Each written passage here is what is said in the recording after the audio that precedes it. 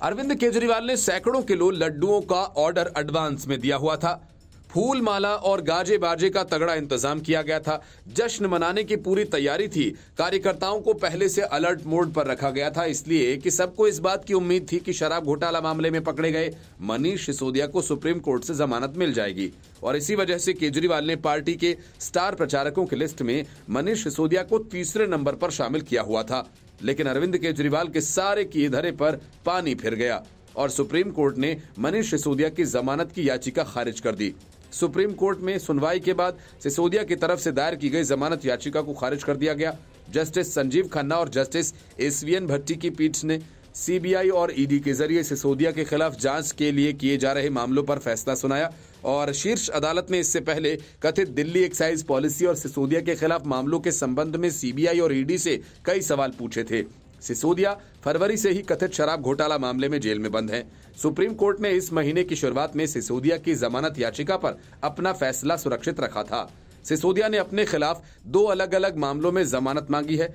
इसमें से एक केस सीबीआई और दूसरा केस ईडी ने दायर किया है। सुप्रीम कोर्ट ने भले ही दिल्ली के पूर्व उप मुख्यमंत्री की जमानत याचिका को खारिज कर दिया है, हालांकि अदालत ने इस बात का निर्देश दिया कि सिसोदिया के खिलाफ मुकदमे को 6 से 8 महीने के भीतर पूरा किया जाना चाहिए। अगर मुकदमे की प्रक्रिया धीमी रहती है तो सिसोदिया 3 महीने के भीतर फिर से जमानत के लिए याचिका दायर करने के लिए हकदार होंगे। ऐसे में अब ये देखना होगा कि सिसोदिया क्या फिर 3 महीने बाद अदालत पहुंचते हैं। मनीष सिसोदिया का जमानत की याचिका खारिज होने के बाद आम आदमी पार्टी पर संकट और गहरा गया है, क्योंकि सीबीआई और ईडी दोनों ही ने सुप्रीम कोर्ट को ये बता दिया था कि उनका इरादा शराब घोटाला मामले में आम आदमी पार्टी के खिलाफ मामला दर्ज करने का है, क्योंकि रिश्वत में ली गई रकम आम आदमी पार्टी के पास ही पहुंची थी। सुप्रीम कोर्ट के इस फैसले से इतना तो साफ हो गया कि अरविंद केजरीवाल अब ये नहीं कह सकेंगे कि शराब घोटाला हुआ ही नहीं और पूरा मामला फर्जी है। इससे पहले विशेष अदालत और हाईकोर्ट ने मनीष सिसोदिया को जमानत देने से इनकार कर दिया था। हाईकोर्ट के फैसले को चुनौती देते हुए उन्होंने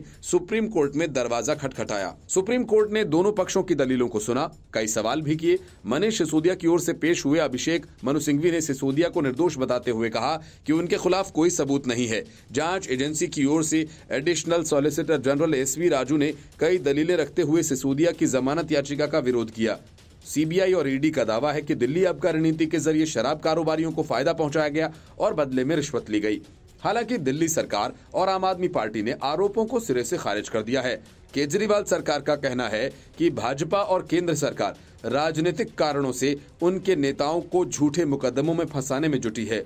हाल ही में संजय सिंह को भी ईडी ने इसी केस में गिरफ्तार किया है।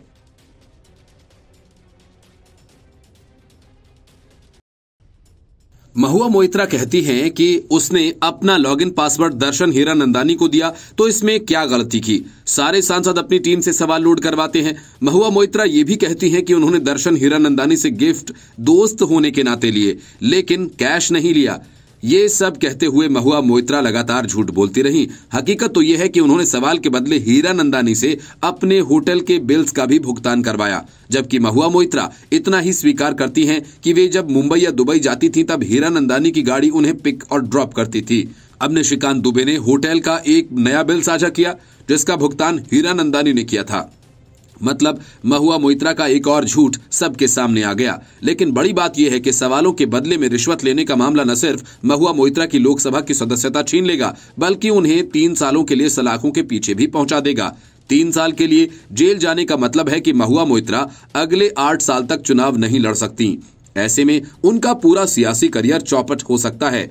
भाजपा सांसद निशिकांत दुबे ने एक्स पर लिखा कि भारत सरकार की आईटी पॉलिसी साफ कहती है कि अगर आप अपनी ईमेल आईडी, पोर्टल और इंटरनेट के पासवर्ड को किसी के साथ साझा नहीं कर सकते, ऐसा करने पर 3 साल तक की सजा का प्रावधान है। उन्होंने एक्स पर लिखा, महुआ जी के कई साक्षात्कार को देखा, पढ़ा, सांसद जिस आईटी स्टैंडिंग कमेटी के सदस्य हैं उसी को पढ़ लेती। आईटी एक्ट 2000 के नियम 43 के अनुसार कंप्यूटर डेटा के पासवर्ड की जानकारी आप सिस्टम के मालिक की परमिशन से ही दे सकते हैं। उन्होंने कहा, यहां सिस्टम के मालिक लोकसभा स्पीकर ही हैं या फिर एनआईसी है। आपने किससे पूछा? यदि नहीं तो राष्ट्रीय सुरक्षा के साथ खिलवाड़ के अलावा भ्रष्टाचार में भी 3 साल की जेल है। जानकारी के लिए ये संपत्ति संसद की है, यदि हम सांसद नहीं है तो फिर इसे डिपॉजिट करना होता है। यही नहीं, एक और पोस्ट करके निशिकांत दुबे ने IT एक्ट के उन प्रावधानों का भी जिक्र किया जिसमें पासवर्ड जैसे संवेदनशील जानकारियों को साझा करना गलत माना गया है। उन्होंने कहा, ये मामला तो 2005 के कैश के बदले सवाल से भी बड़ा है। भाजपा सांसद ने जनता और नेताओं से अपील की है कि वे पक्ष और विपक्ष के ऊपर उठकर इस मामले में साथ दें। निशिकांत दुबे लगातार TMC की सांसद पर हमलावर हैं। उन्होंने एक होटल का बिल भी सोशल मीडिया पर शेयर किया है और दावा किया है कि महुआ के इस खर्च का भुगतान कारोबारी हीरानंदानी ने ही किया था। दुबे ने लिखा कि साक्षात्कार के अनुसार महुआ जी ने हीरानंदानी से कोई फेवर नहीं लिया। ये उनके होटल का बिल है जो हीरानंदानी ने दिया। ये 2018 है जब महुआ बंगाल विधानसभा की सदस्य थीं। महुआ मोइत्रा पर आरोप है कि उन्होंने कारोबारी दर्शन हीरानंदानी से कैश और गिफ्ट्स लेकर संसद में गौतम अडानी को लेकर सवाल पूछे थे। उन्हें संसद की एथिक्स कमेटी ने 2 नवंबर को पेशी पर बुलाया है। उनसे पहले निशिकांत दुबे की पूछताछ की जा चुकी है। महुआ मोइत्रा ने हीरानंदानी से कैश लेने की बात से इनकार किया है।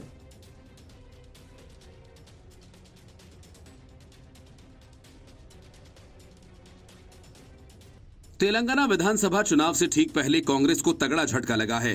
कांग्रेस के अल्पसंख्यक विभाग के अध्यक्ष अब्दुल्ला सुहेल शेख ने राहुल गांधी पर गंभीर आरोप लगाते हुए पार्टी से इस्तीफा दे दिया। इस्तीफा देने के बाद उन्होंने कहा कि वे पिछले 34 साल से कांग्रेस से जुड़े हुए थे और बहुत दुख के साथ उन्होंने अपना इस्तीफा हाईकमान को भेजा है। शेख ने कांग्रेस और राहुल गांधी पर निशाना साधते हुए आरोप लगाया कि पार्टी में टिकटों का आवंटन किसी के भारतीय जनता पार्टी के साथ संबंध होने या फिर किसी की संपत्ति के आधार पर दिया जा रहा है। राहुल गांधी के नारे मोहब्बत की दुकान पर कटाक्ष करते हुए शेख ने कहा, वायनाड सांसद भारत में मोहब्बत की दुकान खोलना चाहते हैं, लेकिन उन्होंने तेलंगाना के मोहब्बत की दुकान की चाबी राष्ट्रीय स्वयंसेवक संघ के एजेंट्स को दे दी है। उन्होंने कहा कि मेरे इस्तीफे का कारण ये था कि प्रदेश कांग्रेस कमेटी अध्यक्ष या तो उन लोगों को टिकट देते हैं जिनका ताल्लुक या तो बीजेपी से हो या फिर वे अमीर हों। पार्टी ने 100 में से 25 टिकट ऐसे ही उम्मीदवारों को दिए हैं। उन्होंने आगे कहा कि अल्पसंख्यक अध्यक्ष के रूप में मैं किसी ऐसे व्यक्ति के लिए प्रचार नहीं कर सकता जिसका संबंध बीजेपी से है। पार्टी के आला कमान को भेजे गए 8 पेज के इस्तीफे में शेख ने पार्टी छोड़ने के फैसले को दर्दनाक अलविदा कहा। साथ ही इसके लिए उन्होंने टीपीसीसी प्रमुख रेवंत रेड्डी के नेतृत्व को जिम्मेदार ठहराया और टीपीसीसी अध्यक्ष रेवंत रेड्डी पर निशाना साधते हुए कहा कि 2021 जून में टीपीसीसी अध्यक्ष बनने के बाद रेवंत रेड्डी ने सब कुछ बदल दिया। उन्होंने कांग्रेस पार्टी को एक किराने की दुकान में तब्दील कर दिया, जहां कोई पैसे वाला शख्स जाकर कोई भी पोस्ट खरीद सकता है। आज जो लोग पार्टी में शीर्ष पदों पर हैं, उनमें से अधिकांश ने कभी जमीन पर काम नहीं किया। गौरतलब है कि राज्य में 30 नवंबर को मतदान होना है, जबकि वोटों की गिनती 3 दिसंबर को होगी। ये रिपोर्ट न्यूज़ ऑफ इंडिया। शराब कारोबारियों के मुनाफे को 5 से बढ़ाकर 12% करना और बतौर रिश्वत 6% लेने के मामले में मनीष सिसोदिया ऐसे फंसे कि सुप्रीम कोर्ट ने भी जमानत देने से इनकार कर दिया। अभिषेक मनु सिंघवी ये दलील देते रहे कि कोई रिश्वत सिसोदिया ने नहीं ली, इनके खिलाफ तो मामला ही नहीं बनता। लेकिन सुप्रीम कोर्ट ने अपने फैसले में साफ कहा कि 388 करोड़ की रिश्वत का ट्रांसफर किया गया है। सबूत सामने हैं। जस्टिस संजीव खन्ना और एसवीएन भट्टी की पीठ ने यह फैसला सुनाया। विशेष अदालत और हाईकोर्ट से याचिका खारिज होने के बाद सिसोदिया ने सबसे बड़ी अदालत का दरवाजा खटखटाया था, लेकिन वहां भी उन्हें निराशा ही मिली। जुलाई में दाखिल की गई याचिका पर सुनवाई पूरी करने के बाद अदालत ने फैसला सुरक्षित रख लिया था। हालांकि सीबीआई और ईडी को ट्रायल 6 से 8 महीने के अंदर पूरा करने को कोर्ट ने कहा है। जस्टिस संजीव खन्ना और एसवीएन भट्टी की बेंच ने अपने आदेश में कहा कि हमने कुछ पक्ष देखे हैं जो संदेहास्पद हैं, लेकिन 338 करोड़ रुपए ट्रांसफर की बात फिलहाल स्थापित होती दिख रही है, इसलिए हमने जमानत याचिका खारिज कर दी है। सुप्रीम कोर्ट ने सिसोदिया की याचिका सीबीआई और ईडी दोनों केस में खारिज कर दी और 6 से 8 महीने में ट्रायल पूरा करने का निर्देश दिया। बेंच ने कहा कि यदि अगले 3 महीने में ट्रायल धीमा चला तो याचिकाकर्ता दोबारा जमानत याचिका कर सकता है। पीएमएलए के तहत जमानत का प्रावधान धारा 45 के तहत, जिसमें जमानत देने वाली अदालत को 2 शर्तें देखनी होती हैं। पहली ये कि कोर्ट मौजूदा आधारों को देखकर माने आरोपी दोषी नहीं है, और दूसरा ये कि जमानत अवधि के दौरान वह कोई अपराध नहीं करेगा। मतलब ये कि सुप्रीम कोर्ट ने न तो मनीष सिसोदिया को निर्दोष माना और न ही इस बात पर भरोसा किया कि वह जमानत की अवधि में कोई दूसरा अपराध नहीं करेंगे। तात्पर्य यह है कि वह गवाहों को प्रभावित करने की कोशिश नहीं करेंगे। कहा जा रहा है कि शराब नीति के तहत प्रॉफिट मार्जिन बढ़ाया गया, जिससे सरकारी खजाने को नुकसान हुआ। प्रिवेंशन ऑफ करप्शन एक्ट के तहत दर्ज मुकदमे में सिसोदिया के खिलाफ पहले चार्जशीट दायर की जा चुकी है। ईडी का दावा है कि लाभार्थी कंपनीज ने 100 करोड़ रुपए की रिश्वत दी और सिसोदिया ने प्रॉफिट मार्जिन को 5% से 12% करके अपराध में सहायता की। 338 करोड़ रुपए के ट्रांसफर वाली बात ईडी की शिकायत का हिस्सा है। मनीष सिसोदिया के खिलाफ सीबीआई और ईडी ने केस दर्ज किया हुआ है। ये फरवरी से जेल में बंद हैं। दिल्ली हाईकोर्ट ने उनकी जमानत अर्जी खारिज कर दी थी। उसके बाद सुप्रीम कोर्ट में उन्होंने हाईकोर्ट के फैसले को चुनौती दी थी। मामले की सुनवाई के दौरान सिसोदिया के वकील अभिषेक मनु सिंघवी ने दलील दी थी कि उनके खिलाफ करप्शन का कोई मामला नहीं बनता। सीबीआई के आरोप में अपराध का कोई संकेत नहीं और करप्शन का कोई आरोप पुख्ता नहीं। इस तरह देखा जाए तो ईडी का मामला भी नहीं बनता। इस दौरान जस्टिस संजीव खन्ना ने एडिशनल सॉलिसिटर जनरल से सवाल किया था कि अगर रिश्वतखोरी के मामले में अपराध के संकेत नहीं है तो फिर पीएमएलए का केस साबित करना मुश्किल है। ईडी और सीबीआई के वकील से सुप्रीम कोर्ट ने सवाल किया था कि पूर्वानुमान के आधार पर आप चल नहीं सकते। सुनवाई के दौरान जस्टिस संजीव खन्ना की अगुवाई वाली बेंच ने कहा था कि किसी शख्स को केवल इसलिए अनंत काल के लिए सलाखों के पीछे नहीं रखा जा सकता क्योंकि ट्रायल कोर्ट में चार्ज पर सुनवाई नहीं शुरू हुई। सुप्रीम कोर्ट के जस्टिस खन्ना के द्वारा कहा गया था कि एक बार जब चार्जशीट दाखिल हो जाए तो फिर आप इस तरह से किसी को जेल में नहीं रख सकते। किसी को अनिश्चितकाल समय के लिए जेल में सलाखों के पीछे नहीं रखा जा सकता।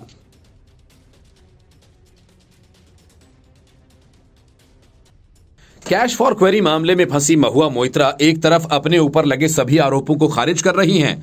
इतना ही नहीं, अपने हर गुनाह को स्वीकार करने के बावजूद महुआ इसे अपराध नहीं मान रही और तरह तरह के सवाल भी कर रही हैं। इन सब के बीच महुआ के होटल में ठहरने का बिल भी एक्स के माध्यम से निशिकांत दुबे ने साझा किया, जिसका भुगतान हीरानंदानी ने किया था। इस मामले के सामने आने के पहले से ही महुआ मोइत्रा दर्शन हीरानंदानी से संपर्क करके उनसे बाकी सारे सबूतों को छिपाने और मदद करने को कहा। इस बात की भनक लगते ही निशिकांत दुबे ने लोकसभा अध्यक्ष से तुरंत कार्रवाई किए जाने की मांग कर डाली और कहा कि महुआ मोइत्रा दीपक, हीरानंदानी और दूसरे गवाहों के संपर्क में हैं और उन्हें प्रभावित करने की कोशिश कर रही हैं। इस बीच महुआ मोइत्रा ने निशिकांत दुबे के आरोपों को खारिज किया, लेकिन ये माना कि उन्होंने अपनी लोकसभा की आईडी का लॉगिन पासवर्ड बिजनेसमैन दर्शन हीरानंदानी के साथ शेयर किया था। महुआ मोइत्रा ने यह भी कबूल किया कि उन्होंने हीरानंदानी से कुछ गिफ्ट्स लिए थे। महुआ मोइत्रा ने बताया कि दर्शन हीरानंदानी ने उन्हें कुछ गिफ्ट्स दिए थे, जिनमें एक स्कार्फ, लिपस्टिक, मेकअप और मुंबई जाने के लिए एक कार और ड्राइवर शामिल है। उन्होंने बताया कि मेकअप का सामान हीरानंदानी ने दुबई के ड्यूटी फ्री स्टोर से लिया था। इसके अलावा बंगले के रिनोवेशन के लिए पैसे लेने के आरोपों को मोइत्रा ने खारिज करते हुए कहा कि उन्हें जो सरकारी बंगला आवंटित किया गया था वह पुराना सा था और इस वजह से उन्होंने बंगले को रीडिजाइन कराने के लिए हीरानंदानी से आर्किटेक्ट को बुलाने के लिए पूछा था। महुआ मोइत्रा ने कहा कि उनका बंगला सीपीडब्ल्यूडी ने डिजाइन किया, निजी कंपनी ने बंगले को हाथ तक नहीं लगाया। महुआ मोइत्रा ने हीरानंदानी को लोकसभा आईडी का लॉगिन आईडी पासवर्ड देने के आरोपों पर कहा, लॉगिन पासवर्ड दिया जरूर था, लेकिन सवालों को सबमिट करने के लिए ओटीपी की जरूरत होती है जो उनके फोन पर आता है। महुआ मोइत्रा ने कहा कि संसद में सवाल करने के दो तरीके होते हैं। एक ये कि हाथ से सवाल लिखकर साइन करके सबमिट कर दो। साल 2019 से सवाल सबमिट करने की ऑनलाइन भी व्यवस्था की गई थी। महुआ मोइत्रा ने यह कहा कि हर सेशन से पहले हमें अपने सवाल जमा करने के लिए कहा जाता है। मैं उन्हें खुद टाइप कर सबमिट कर सकती हूं, लेकिन मेरे पास सुदूर निर्वाचन क्षेत्र है, इसलिए मेरे पास ज्यादा टाइम नहीं होता। इस वजह से मैंने दर्शन से उनके ऑफिस से किसी से सवाल टाइप कराने के लिए कहा था। दर्शन को लॉगिन आईडी पासवर्ड देते वक्त मैंने कहा था कि मेरे सवालों को टाइप करके कोई सबमिट कर देगा, जिसके लिए ओटीपी की जरूरत होती है। ओटीपी के लिए मेरा मोबाइल नंबर रजिस्टर्ड है, दर्शन हीरानंदानी का नहीं। सवाल टाइप करने के बाद दर्शन के लोग मुझे कॉल करते और मैं एक बार सवाल पढ़ लेती थी, फिर मेरे फोन नंबर पर आए ओटीपी के जरिए सवाल सबमिट किए जाते थे। महुआ मोइत्रा ने कहा कि कैश फॉर क्वेरी मामला पूरी तरह से फ्लॉप हो गया क्योंकि इसे लेकर कोई प्रूफ नहीं दे पाए। तो अब निशिकांत दुबे ने राष्ट्रीय सुरक्षा का मुद्दा उठाया है। उन्होंने कहा कि एमआईसी लॉगिन को लेकर कोई नियम नहीं है, किसके पास आपका लॉगिन पासवर्ड रहेगा इसे लेकर कोई नियम नहीं है। हर सांसद की लोकसभा आईडी का लॉगिन और पासवर्ड उनकी टीम को भी दिया जाता है। वहीं ये भी आरोप लगाया जा रहा है कि विदेशी संस्था को क्रेडेंशियल्स दिए गए। हीरानंदानी मेरे दोस्त हैं और उनके पासपोर्ट पर लिखा है कि वह भारत के नागरिक हैं, महुआ मोइत्रा ने कहा। और यह भी आरोप लगाया कि दर्शन ने दुबई से लॉगिन किया तो मैंने खुद स्विट्जरलैंड से अपनी लोकसभा का आईडी पासवर्ड लॉगिन किया था। अगर एनआईसी का सवाल जवाब का पोर्टल इतना ही प्रोटेक्टेड है तो इसका आईपी एड्रेस ब्लॉक क्यों नहीं किया गया?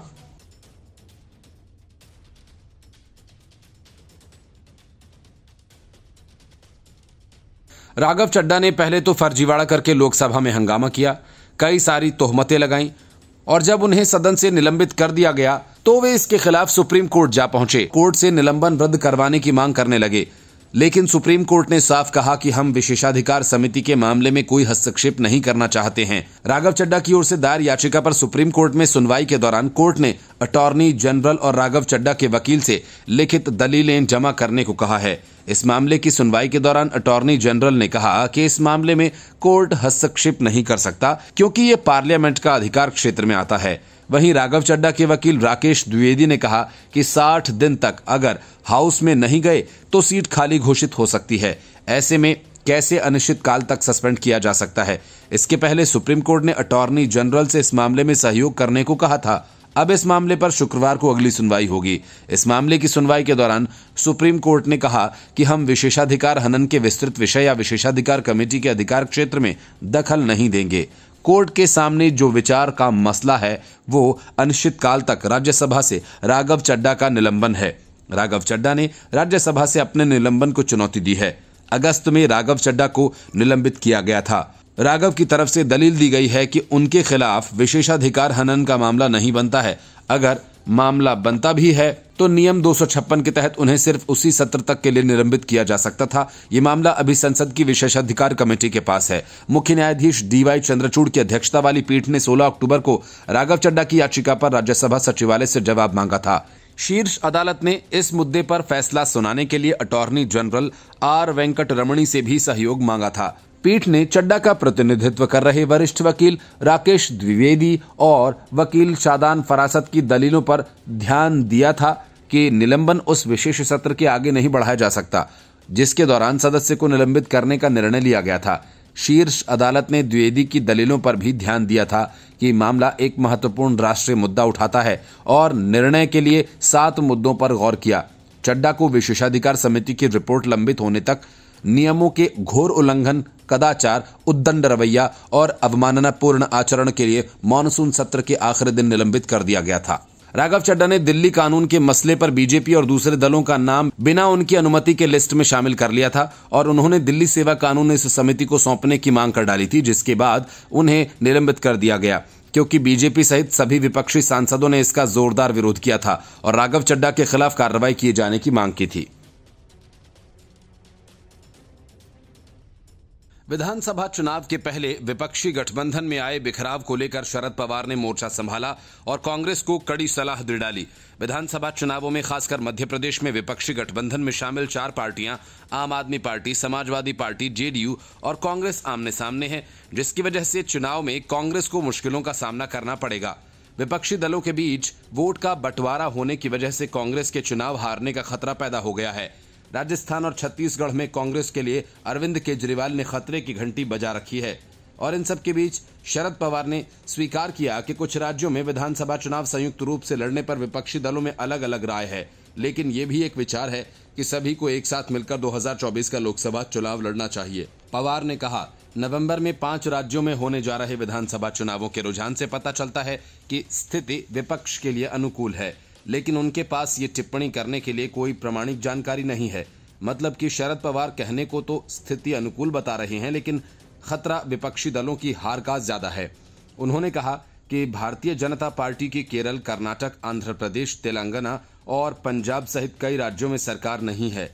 पवार ने कहा कि हमारे कुछ विचार हैं। विपक्षी दलों में से ज्यादातर की राय यह है कि सबको संसदीय चुनाव में एनडीए के खिलाफ एकजुट होकर लड़ना चाहिए। राज्यों में विधानसभा चुनावों के लिए हम लोगों के बीच मतभिन्नता है। उन्होंने उल्लेख किया कि ऐसे राज्य हैं जहां कांग्रेस एक महत्वपूर्ण पार्टी है, तो कुछ राज्यों में क्षेत्रीय दल भी हैं, जिसके चलते इन मुद्दों को बातचीत करके सुलझाया जाना चाहिए। पवार ने कहा, लेकिन ऐसा करते हुए राज्यों के विधानसभा चुनावों में ये उतना आसान नहीं है जितना कि लोकसभा चुनावों में है। हमारे सहयोगियों का निश्चित रूप से ऐसा विचार है कि हमें लोकसभा चुनावों के लिए एक साथ आना होगा। कुछ राज्यों के चुनावों में मुश्किलें हैं, लेकिन लोकसभा चुनावों के लिए ये सोच है कि हमें साथ मिलकर काम करना चाहिए। विपक्षी दलों के गठबंधन के एक प्रमुख नेता पवार ने ममता बनर्जी ने तृणमूल कांग्रेस का उदाहरण दिया, जो पश्चिम बंगाल में प्रभावी रूप से मजबूत पार्टी है, लेकिन वाम दलों या कांग्रेस को दरकिनार नहीं किया जा सकता। पवार ने कहा, लोग उनसे 28 पार्टियों के गठबंधन के काम में तेजी लाने का आग्रह कर रहे हैं, जिसका मतलब यह है कि इस पर अधिक काम करना होगा। महीने की शुरुआत में समाजवादी पार्टी के अध्यक्ष अखिलेश यादव ने कहा था कि कांग्रेस को उनकी पार्टी के साथ विश्वासघात नहीं करना चाहिए और ये स्पष्ट करना चाहिए कि कांग्रेस उनके साथ गठजोड़ करना चाहती है या नहीं। मध्य प्रदेश विधानसभा चुनाव के लिए सीट बंटवारा समझौता नहीं हो पाने के बाद विपक्षी गठबंधन के दोनों सहयोगी दलों के बीच ये घटनाक्रम देखने को मिला था। Bureau report, news of India. Rahul Gandhi जिस चुनावी राज्य में जाते हैं वहां जातीय जनगणना कराने की बात करते हैं, लेकिन ये नहीं बताते कि जनगणना करवा कर वे इसका क्या करेंगे। बड़ी बात तो ये है कि जातीय जनगणना करवाने की बात कहने वाले राहुल गांधी को ये नहीं पता कि वे खुद किस जाति के हैं। केंद्रीय मंत्री और बीजेपी नेता प्रहलाद पटेल ने इसी मसले पर राहुल गांधी को अपने रडार पर लिया और कहा कि कांग्रेस तुष्टीकरण में अंधी हो गई है, परिवारवाद में तो वो पहले से ही सीमा पार कर चुकी है। राहुल गांधी को खुद अपनी जाति के बारे में मालूम नहीं है, वह मशाल लेकर पूरे देश में आग लगाने के लिए घूम रहे हैं। उन्होंने आगे कांग्रेस पर निशाना साधते हुए कहा, कांग्रेस भूल जाती है कि देश की आजादी के बाद वह एक भी पिछड़ा वर्ग का प्रधानमंत्री देश को नहीं दे पाई। हम लोग अगड़े पिछड़े की राजनीति नहीं करते। मुझे गर्व है कि हमारे देश के प्रधानमंत्री नरेंद्र मोदी पिछड़ा वर्ग से आते हैं। मुझे कांग्रेस के चेहरे पर हमेशा शक रहा है। देश जानता है कि कांग्रेस हमेशा लड़ाने और भिड़ाने का काम करती है। सीएम चेहरे को लेकर प्रहलाद पटेल ने कहा कि बीजेपी अटकलबाजी नहीं करती, अभी हमारा लक्ष्य सरकार बनाना है। हमारे यहाँ पर पार्टी के जरिए जो काम सौंपा जाता है उसे हर कोई करता है। उन्होंने कहा कि मैं 5 बार सांसद रह चुका हूं और मैंने 4 बार अलग अलग सीटों से चुनाव लड़ा है। पार्टी ने जहां से चुनाव लड़ने के लिए कहा, हमने वहां से चुनाव लड़ा। अभी हमारा सबसे जरूरी काम सरकार बनाना है और इस लक्ष्य को हम हासिल करके रहेंगे। प्रहलाद पटेल मध्य प्रदेश में बीजेपी का मुख्यमंत्री चेहरा हो सकते हैं, इस बात की अटकलें काफी तेज हैं। इसकी एक सबसे बड़ी वजह उनका ओबीसी समुदाय का चेहरा होना है। यही वजह है कि जब उनसे सवाल किया गया कि सीएम रेस में आप आगे हैं, क्या आप इसके लिए तैयार हैं, इस पर केंद्रीय मंत्री ने कहा कि पहली बात तो ये कि सरकार बीजेपी आसानी से बनाएगी और दूसरी बात ये कि मुझे अभी मुख्यमंत्री बनने की बातों को लेकर होने वाली अटकलों में नहीं पड़ना है। केंद्रीय मंत्री ने राम मंदिर पर कहा कि हमेशा कांग्रेस पूछती थी कि मंदिर बनाएंगे लेकिन तारीख नहीं बताएंगे। कांग्रेस ने हमेशा राम मंदिर को लेकर अपमानजनक भाषा इस्तेमाल की। कांग्रेस राम के अस्तित्व को काल्पनिक बता चुकी है। वह राम सेतु को लेकर भी ऐसा ही कह चुकी है। अब कमलनाथ को हनुमान जी याद आने लगे हैं। मैं कहना चाहता हूं कि छिंदवाड़ा में बीजेपी 7 सीटों पर जीत हासिल करेगी। इन दिनों चुनावी राज्यों में ईडी की रेड हो रही है। इसे लेकर जब प्रहलाद पटेल से सवाल पूछा गया तो उन्होंने कहा कि अगर चुनाव के दौरान अपराध होते हैं तो क्या मुकदमे नहीं बनेंगे? क्या अपराध होने देना चाहिए? अगर ऐसा है तो चुनाव आयोग और अदालत को तय करना चाहिए कि वह क्या चुनाव के दौरान अपराध होने देना चाहती है। सरकार का ये काम नहीं है। सरकार का काम अपराध को रोकना है। स्वच्छ राजनीति के लिए हमेशा अपराधियों पर लगाम लगाने की जरूरत होती है।